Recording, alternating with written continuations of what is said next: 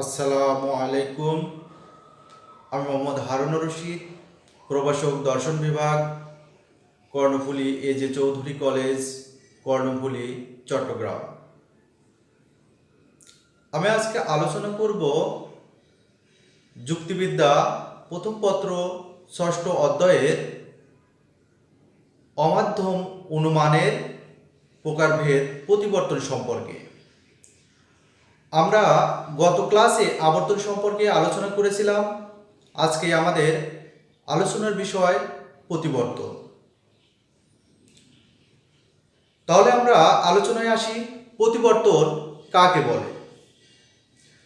প্রতিবর্তন যে অমাধ্যম অবরহ অনুমানে আশ্রয় বাক্যের অর্থ অপরিবর্তিত রেখে গুণের পরিবর্তন করে এবং বিধেয়ের বিরুদ্ধ পদকে বিধেয় হিসাবে গ্রহণ করে সিদ্ধান্ত অনুমিত হয় তাকে প্রতিবর্তন বলে। প্রতিবর্তন কাকে বলে? যে অমাধ্যম অবরহ অনুমান। এখানে অনুমানটা হতে হবে কি? অমাধ্যম অবরহ, অর্থাৎ অমাধ্যম অবরহ হতে হবে। অমাধ্যম মাধ্যম অনুমান, মাধ্যম অবরহ হতে পারবে না। আশ্রয় বাক্যের অর্থ অপরিবর্তিত থাকবে, অর্থাৎ আশ্রয় বাক্য যে অর্থ আছে সেই অর্থটাই থাকতে হবে সিদ্ধান্তে এসে। সিদ্ধান্তের অর্থ এবং আশ্রয় বাক্যের অর্থ ভিন্ন হতে পারবে না। গুণের পরিবর্তন করে, অর্থাৎ আশ্রয় বাক্য যে গুণটি থাকবে সিদ্ধান্তে সেই গুণটি থাকবে না, অর্থাৎ গুণের পরিবর্তন হবে। আশ্রয় বাক্যে যদি সদর্থ থাকে সিদ্ধান্তে এসে নর্থক হবে। এবং বিধেয়ের বিরুদ্ধ পদকে বিধেয় হিসেবে গ্রহণ করে। বিধেয়ের বিরুদ্ধ পদ, এখানে বিধেয় পদ কি? মরণশীল। বিধেয় পদ মরণশীল। এই মরণশীল পদের বিরুদ্ধ পদ হচ্ছে অমর। অর্থাৎ বিধেয়ের বিরুদ্ধ পদ, আশ্রয় বাক্যে যেটা বিধেয় পদ থাকবে সেই বিধেয়ের বিরুদ্ধ পদটি, অর্থাৎ আশ্রয় বাক্যের বিধেয় পদ হচ্ছে মরণশীল, এই মরণশীলের বিরুদ্ধ পদ অমর, এটা এসে সিদ্ধান্তে বিধেয় হিসেবে ব্যবহৃত হবে। তাহলে যে অমাধ্যম অবরহ অনুমানে আশ্রয় বাক্যের অর্থ অপরিবর্তিত রেখে গুণের পরিবর্তন করে এবং বিধেয়ের বিরুদ্ধ পদকে বিধেয় হিসেবে গ্রহণ করে সিদ্ধান্তে অনুমিত হয় তাকে প্রতিবর্তন বলে। অর্থাৎ এখন প্রতিবর্তন করার সময় যেই আশ্রয় বাক্যকে প্রতিবর্তন করা হবে তাকে বলা হয় প্রতিবর্তনীয়। তাকে বলা হয় প্রতিবর্তনীয়, অর্থাৎ আশ্রয় বাক্যটাকে বলা হয় প্রতিবর্তনীয় এবং সিদ্ধান্তকে বলা হয় প্রতিবর্তিত। সিদ্ধান্তকে কি বলা হয়? প্রতিবর্তিত। তাহলে সংজ্ঞাটা আমরা আবার ভালো করে পড়ি। যে অমাধ্যম অবরহ অনুমানে আশ্রয় বাক্যের অর্থ অপরিবর্তিত রেখে গুণের পরিবর্তন করে, আশ্রয় বাক্যের অর্থটা অপরিবর্তিত থাকবে, গুণের পরিবর্তন করতে হবে এবং বিধেয়ের বিরুদ্ধ পদকে বিধেয় হিসেবে ব্যবহৃত হতে হবে। বিধেয়ের বিরুদ্ধ পদ কি? বিধেয়ের বিরুদ্ধ পদ হচ্ছে মরণশীল। এই মরণশীলের বিরুদ্ধ পদ বিধেয় পদ কি? আশ্রয় বাক্যের বিধেয় পদ হচ্ছে মরণশীল, এই মরণশীলের বিরুদ্ধ পদ হচ্ছে অমর। এই অমর শব্দটি সিদ্ধান্তে এসে কি হবে? বিধেয় পদ হিসেবে ব্যবহৃত হবে। যে সিদ্ধান্ত অনুমিত হয় তাকে প্রতিবর্তন বলা হয়। এখন বিষয়টা হচ্ছে সকল মানুষ হয় মরণশীল। পৃথিবীতে যত মানুষ আছে সকল মানুষ হয় মরণশীল। এর অর্থ দ্বারা কি বোঝাচ্ছে? পৃথিবীতে যত মানুষ আছে সবাই মারা যাবে। আবার আমরা যখন একটা সিদ্ধান্তে এসেছি যে কোনো মানুষ নয় অমর, অর্থাৎ পৃথিবীর একটি মানুষও অমর নয় যে মানুষ মরবে না, এর অর্থ দ্বারাও কি বোঝানো হয়েছে? যে পৃথিবীর সকল মানুষই মরণশীল। সুতরাং সংজ্ঞা দ্বারা যখন আমরা সংজ্ঞাতে যখন আলোচনা করেছি যে অর্থটা অপরিবর্তিত থাকবে, অর্থটা কি থাকবে? অপরিবর্তিত থাকবে, অর্থটা পরিবর্তন হবে না। তাহলে এখানে অর্থের কোনো পরিবর্তন হয়নি। দ্বিতীয়ত বলা হয়েছে কি? যে গুণের পরিবর্তন হবে। তাহলে এখানে প্রথম আশ্রয় বাক্যের গুণটা কি ছিল? সদর্থক। হয়টা হচ্ছে একটি সদর্থক গুণ। আর সিদ্ধান্তে এসে হয়েছে কি নয়, তাহলে সিদ্ধান্তে এসে হয়েছে নয়। আরেকটি সংজ্ঞার মধ্যে আরেকটি বিষয় আসছে, সেটা কি যে আশ্রয় বাক্যের যেটা বিধেয় পদ থাকবে, আশ্রয় বাক্যের যে বিধেয় পদটা থাকবে সেই পদটিরই বিরুদ্ধ পদ, সেই পদটিরই বিরুদ্ধ পদ সিদ্ধান্তে এসে বিধেয় হিসেবে ব্যবহৃত হবে।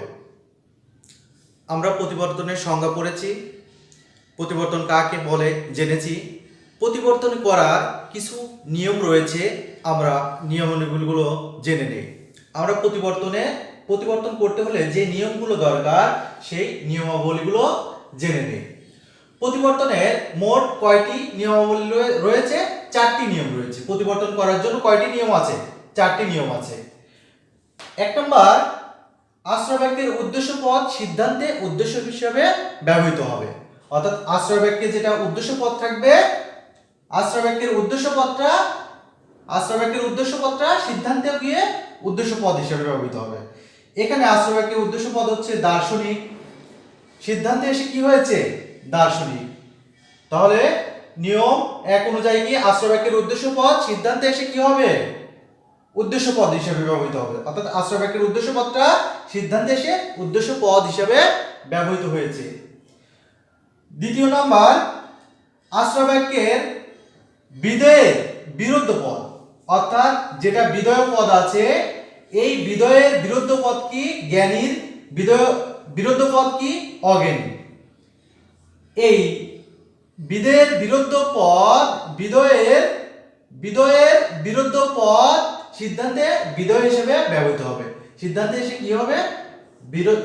বিধেয় হিসেবে ব্যবহৃত হবে। অর্থাৎ আশ্রয় বাক্যে যেটা বিধেয় হিসেবে থাকবে সেটার বিরুদ্ধ পদটি সিদ্ধান্তে এসে বিধেয় হিসেবে ব্যবহৃত হবে। 3, আশ্রয় বাক্য ও সিদ্ধান্তের গুণ ভিন্ন হবে। আশ্রয় বাক্য ও সিদ্ধান্তের গুণ ভিন্ন হবে। অর্থাৎ আশ্রয় বাক্যে যে গুণটি থাকবে সিদ্ধান্তে তার অপর গুণটি থাকবে। অর্থাৎ আশ্রয় বাক্যে যদি সদর্থক গুণ থাকে, সিদ্ধান্তে এসে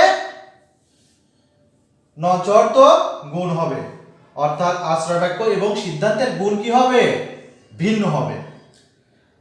4 বলেছে যে আশ্রয় বাক্য ও সিদ্ধান্তের পরিমাণ অভিন্ন হবে। আশ্রয় বাক্য ও সিদ্ধান্তের পরিমাণ অভিন্ন হবে। আশ্রয় বাক্যে যে পরিমাণ আছে, অর্থাৎ সকল দ্বারা যেই পরিমাণ বোঝানো হয়েছে কোন দ্বারাও সেই পরিমাণ বোঝানো হয়েছে। এখানে বলা হয়েছে যে সকল দার্শনিক হয় জ্ঞানী, কোনো দার্শনিক নয় অজ্ঞানী। অর্থাৎ কোনো শব্দ দ্বারা ওই সকল দার্শনিককেই বোঝানো হচ্ছে।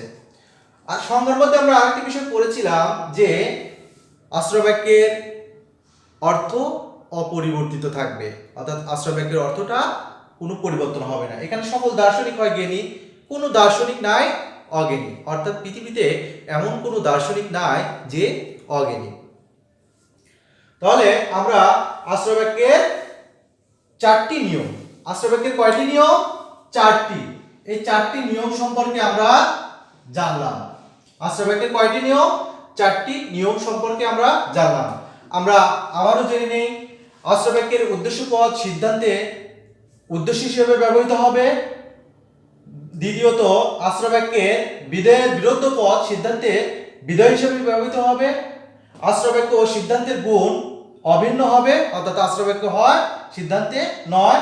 আশ্রয় বাক্য ও সিদ্ধান্তের পরিমাণ অভিন্ন থাকবে। অর্থাৎ আশ্রয় বাক্য এবং সিদ্ধান্তের পরিমাণ একই আছে। সকল দ্বারাও যতটুকু বোঝানো হচ্ছে, কোনো দ্বারাও ততটুকুই বোঝানো হচ্ছে। আমরা এবার প্রতিবর্তনের 4টি যুক্তিবাক্য আছে। 4টি যুক্তিবাক্যের যে প্রতিবর্তন কিভাবে করা যায়, 4টি যুক্তিবাক্যেরই আমরা প্রতিবর্তন করব।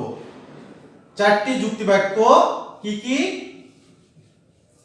সেই 4টি যুক্তিবাক্যের প্রতিবর্তন আমরা করব। এ ই আই ও, এই 4টি যুক্তিবাক্যে আমরা প্রতিবর্তন করব। অর্থাৎ এ যুক্তিবাক্য কি? এ যুক্তিবাক্য সকল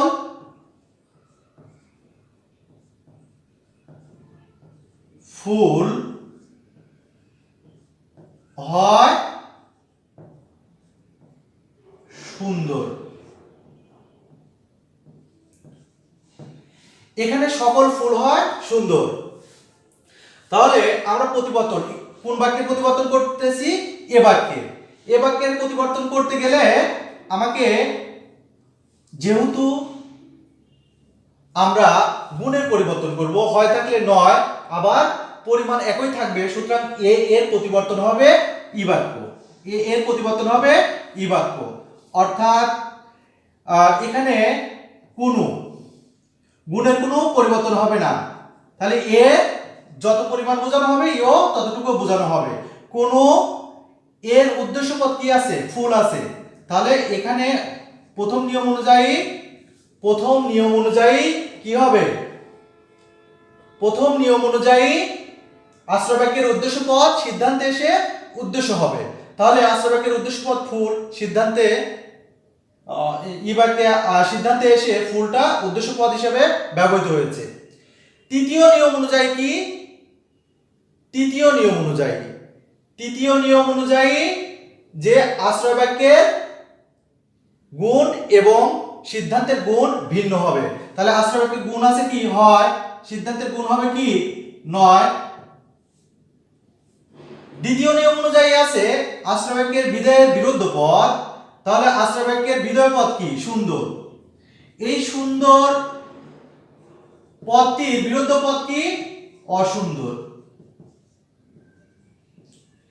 এই অসুন্দর পদটি কি হবে? অসুন্দর পদটি বিরুদ্ধ পদ হিসেবে, অসুন্দর পদ অর্থাৎ আশ্রয় বাক্যের বিধেয় পদ সুন্দর, পদটির বিরুদ্ধ পদ অসুন্দর, এই পদটি সিদ্ধান্তে এসে বিধেয় হিসেবে ব্যবহৃত হবে। তাহলে আমাদের এ বাক্যের যদি আমরা পরিবর্তন করি, এ বাক্যের পরিবর্তন হবে ই বাক্য। আশ্রয় বাক্যের উদ্দেশ্য পদ সিদ্ধান্তে এসে উদ্দেশ্য পদ হিসেবে ব্যবহৃত হয়েছে। আশ্রয় বাক্যের দ্বিতীয় নিয়ম অনুযায়ী আশ্রয় বাক্যের বিধেয় পদের বিরুদ্ধ পদ সিদ্ধান্তে বিধেয় হিসেবে ব্যবহৃত হয়েছে। তৃতীয় নিয়ম অনুযায়ী আশ্রয় বাক্য এবং সিদ্ধান্তের গুণ ভিন্ন হয়েছে। চতুর্থ নিয়ম অনুযায়ী আশ্রয় বাক্য এবং সিদ্ধান্তের পরিমাণ অভিন্ন রয়েছে। এবার আমরা ই বাক্যের প্রতিবর্তন করি। যেমন ই বাক্যে কোনো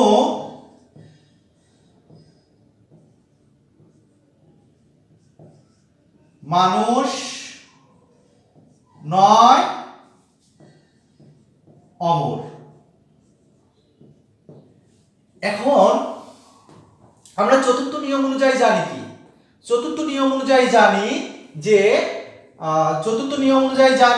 যে পরিমাণের কোনো পরিবর্তন হবে না, অর্থাৎ এখানে এ বাক্য এবং ই বাক্যের পরিমাণ এক। তাহলে ই বাক্যকে আমরা পরিবর্তন করার সময় এ বাক্যতে করব, ই বাক্যকে পরিবর্তন করার সময় এ বাক্যতে করব। এ বাক্যের তাহলে কি হবে? সকল। তার প্রথম নিয়ম অনুযায়ী চতুর্থ নিয়ম অনুযায়ী কি হবে? কোন জায়গায় সকল হবে, পরিমাণ একই রাখতে হবে। প্রথম নিয়ম অনুযায়ী মানুষ উদ্দেশ্য পদটি সিদ্ধান্তে এসে কি হবে? উদ্দেশ্য পদ হিসেবে ব্যবহৃত হবে, অর্থাৎ সকল মানুষ। তৃতীয় নিয়ম অনুযায়ী গুণের পরিবর্তন হবে, অর্থাৎ নয় আছে এখানে হবে হয়। চতুর্থ নিয়ম অনুযায়ী দ্বিতীয় নিয়ম অনুযায়ী বিধেয়ের বিরুদ্ধ পদ, অর্থাৎ আশ্রয় বাক্যের বিধেয়টা অমর আছে, এই অমরের বিরুদ্ধ পদ কি? অমরের বিরুদ্ধ পদ হচ্ছে মরণশীল। অমরের বিরুদ্ধ পদ মরণশীল। এই মরণশীল পদটি কি হবে? মরণশীল পদটি কি হবে?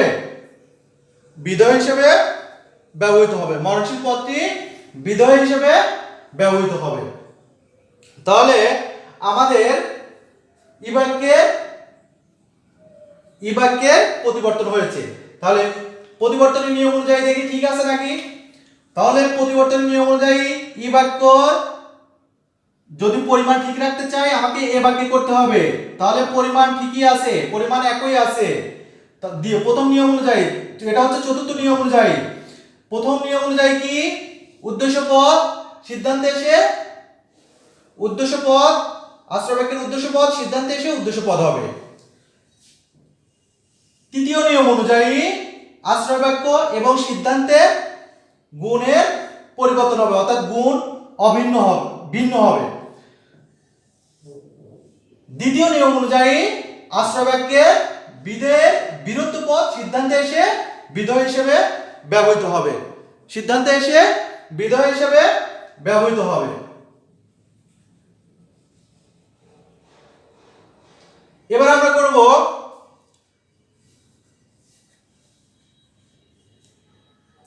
আয় বাক্যের পরিবর্তন। আয় বাক্যের যদি পরিবর্তন করি তাহলে কি হয়? আয় বাক্যটা কি? কিছু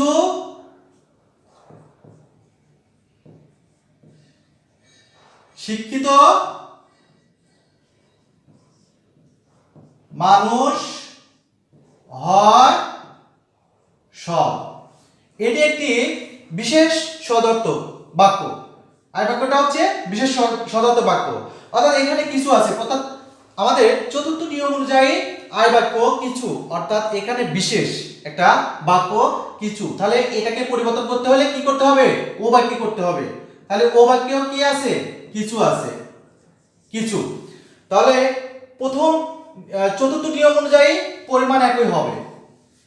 প্রথম নিয়ম অনুযায়ী কি আশ্রয় বাক্যের উদ্দেশ্য পদ, আশ্রয় বাক্যের উদ্দেশ্য পদ সিদ্ধান্তে এসে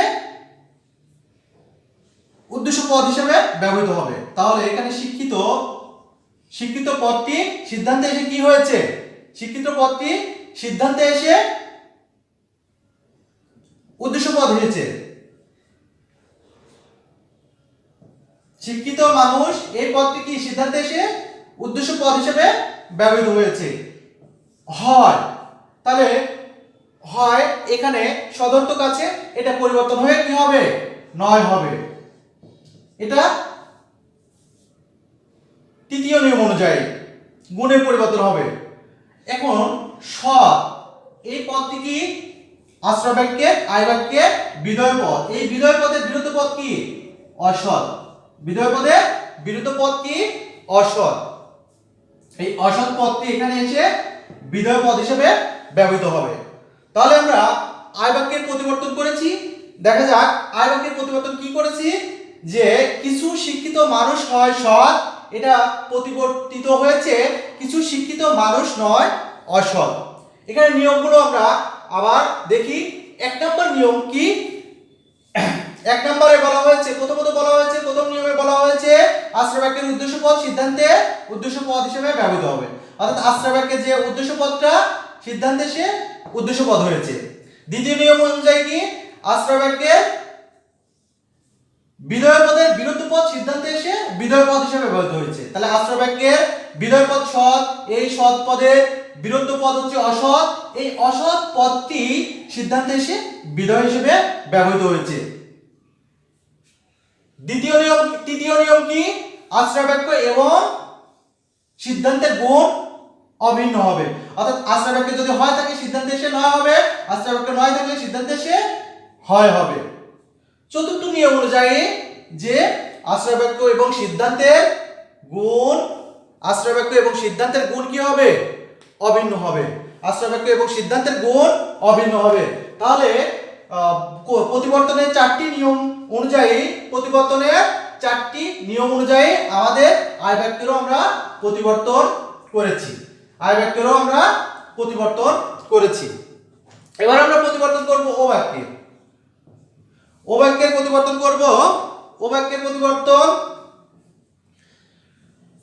যেমন ও বাক্য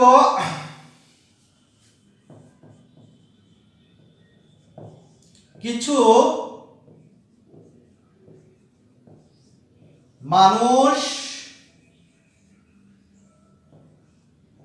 নয় যুক্তিবাদী। এখানে আমরা আয় বাক্যের একটি আয় বাক্য নিয়েছি, এই আয় বাক্যে প্রতিবর্তন করব। তাহলে যেহেতু আমাদের ও বাক্যে নিয়েছি, ও বাক্যে প্রতিবর্তন করব। ও বাক্যের প্রতিবর্তন করতে হলে আমাদের অবশ্যই আয় বাক্যে প্রতিবর্তন করতে হবে। কেন? চতুর্থ নিয়ম অনুযায়ী পরিমাণ একই রাখতে হবে। তাহলে কিছু পরিমাণ একই রাখলাম চতুর্থ নিয়ম অনুযায়ী। মানুষ হচ্ছে ও বাক্যের উদ্দেশ্য পদ, অর্থাৎ আশ্রয় বাক্যের উদ্দেশ্য পদ। সিদ্ধান্তে এসেও এটা কি হবে? উদ্দেশ্য পদ হিসেবে ব্যবহৃত হবে। এখানে নয় আছে, অর্থাৎ গুণের পরিবর্তন হবে, এটা হবে হয় যুক্তিবাদী, এটা আশ্রয় বাক্যের একটি বিধেয় পদ। যুক্তিবাদী আশ্রয় বাক্যের একটি বিধেয় পদ। এর বিরুদ্ধ পদ কি? অযুক্তিবাদী। এই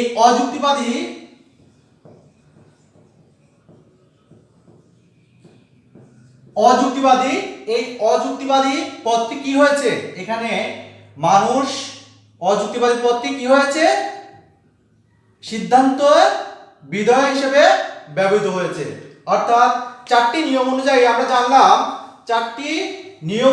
আমরা জানলাম যে প্রথম নিয়ম অনুযায়ী কি? আশ্রয় বাক্যের উদ্দেশ্য পদ মানুষ, সিদ্ধান্তে এসে উদ্দেশ্য পদ হয়েছে। আশ্রয় বাক্যের দ্বিতীয় নিয়ম অনুযায়ী আশ্রয় বাক্যের বিধেয় পদের বিরুদ্ধ পদ সিদ্ধান্তে এসে বিধেয় হিসেবে ব্যবহৃত হয়েছে। তৃতীয় নিয়ম অনুযায়ী আশ্রয় বাক্য এবং সিদ্ধান্তের গুণ ভিন্ন হয়েছে, অর্থাৎ আশ্রয় বাক্য নয় আছে, সিদ্ধান্তে এসে হয় হয়েছে। এবং চতুর্থ নিয়ম অনুযায়ী কি? আশ্রয় বাক্য এবং সিদ্ধান্তের পরিমাণ অভিন্ন, অর্থাৎ আশ্রয় বাক্য যেটা পরিমাণ, সিদ্ধান্তেও সেটি পরিমাণ। আমরা চারটি বাক্যকে পরিবর্তন করা শিখলাম। এবার তাহলে আমরা এক নজরে একটু দেখে নেই যে কোন বাক্যকে কি বাক্যে পরিবর্তন করতে হবে। অর্থাৎ আয় বাক্যকে এ বাক্যকে আমরা পরিবর্তন করব ই বাক্যে, ই বাক্যকে পরিবর্তন করব এ বাক্যে, আয় বাক্যকে পরিবর্তন করব ও বাক্যে, ও বাক্যকে পরিবর্তন করব আয় বাক্যে। প্রিয় শিক্ষার্থীরা, আমরা আজকে প্রতিবর্তন সম্পর্কে সম্পূর্ণ আলোচনা করেছি। প্রতিবর্তন কাকে বলে, প্রতিবর্তনের কয়টি নিয়মগুলো কি কি সম্পর্কে আমাদের ধারণা হয়েছে। এবার আমরা চারটি যুক্তি বাক্যকে আমরা কি করেছি? প্রতিবর্তন করে দেখিয়েছি। আমাদের চারটি বাক্যকে কিভাবে আমরা কোন কোন বাক্যে পরিবর্তন করব, অর্থাৎ এ বাক্যকে কি বাক্যে করব, ই বাক্যকে কি বাক্যে করব, আয় বাক্যকে কি বাক্যে করব, ও বাক্যকে কি বাক্যে করব। আশা করি শিক্ষার্থীরা ভালোই বুঝেছো। তোমরা ভিডিওটি ভালোভাবে দেখবা এবং বোঝার চেষ্টা করবা। আল্লাহ হাফেজ।